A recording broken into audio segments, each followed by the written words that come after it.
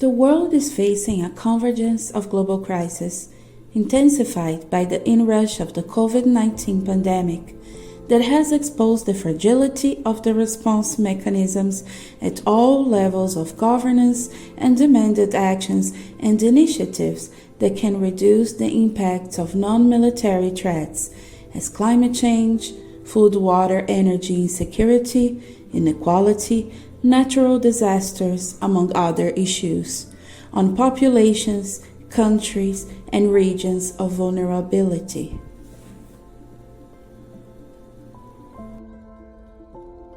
While important multilateral protocols and agreements have been adopted over the past years, such as the Sendai Framework for Disaster Risk Reduction, the 2030 Agenda for Sustainable Development, and the Paris Agreement, world leaders have recognized that we need more engagement and effectiveness. On the occasion of the commemoration of the 75th anniversary of the United Nations, UN member states reinforced a call for upgrading of the UN and building a more inclusive and effective multilateralism.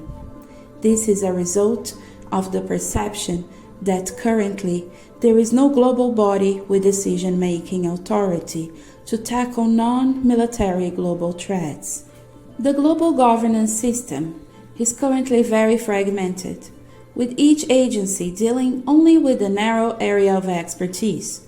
For example, WHO with health, UNEP with the environment, UNFCCC with climate change, ICAO with aviation, IMO with shipping, UNIDO with industrial development, UNESCO with education, IMF and the World Bank with finances, WTO with trade. But today's challenges have many dimensions. So the COVID-19 pandemic also created financial problems, and its cause is connected to how we relate to nature. Climate change is caused by industrial development, aviation and shipping, so it cannot be solved in isolation. We need a holistic approach to address these challenges effectively. It is in this context that the design of a new global governance system becomes crucial to respond effectively to the challenges of today and tomorrow. Attentive to this demand and aligned with the Our Common Agenda, OCA, released by UN Secretary-General Antonio Guterres, the Foundation for Global Governance and Sustainability, FOGS, is proposing a United Nations Global Resilience Council, GRC.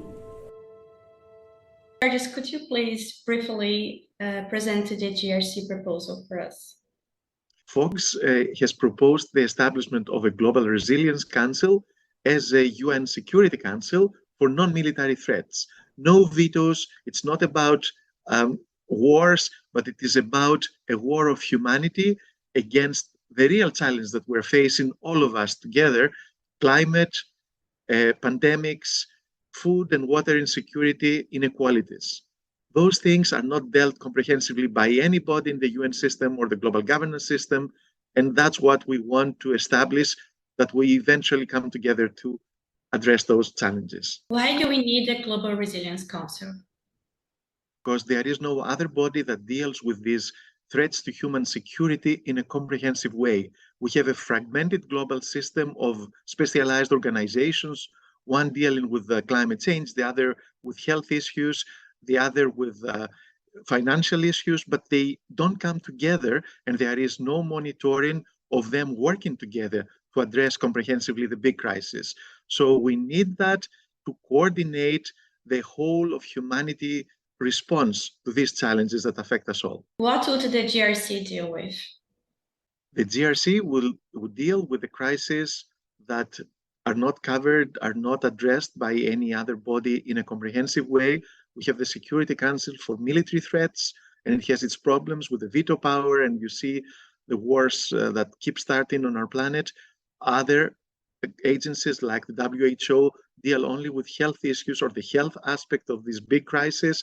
Climate change has the Paris Agreement, but it cannot be implemented if the financial sector, the industries, everybody, all countries and non-state actors come together. So the GRC will deal with all these issues in a comprehensive way.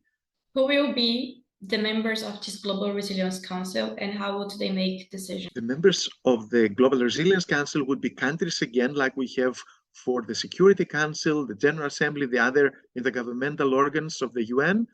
But in addition to them, we would have non-state actors like civil society, private sector, religious leaders, local authorities, scientific unions. All of them would be connected and would offer their advice from their perspectives so that decisions made would incorporate those elements, and then all these other constituencies would help implement those decisions. So it would be a joint effort of humanity, the central body, intergovernmental, perhaps with regions represented, like the African Union, the European Union representing their respective countries. That it has to be decided by the countries themselves. But eventually it will be together a joint effort of government actors and non-governmental actors coming together.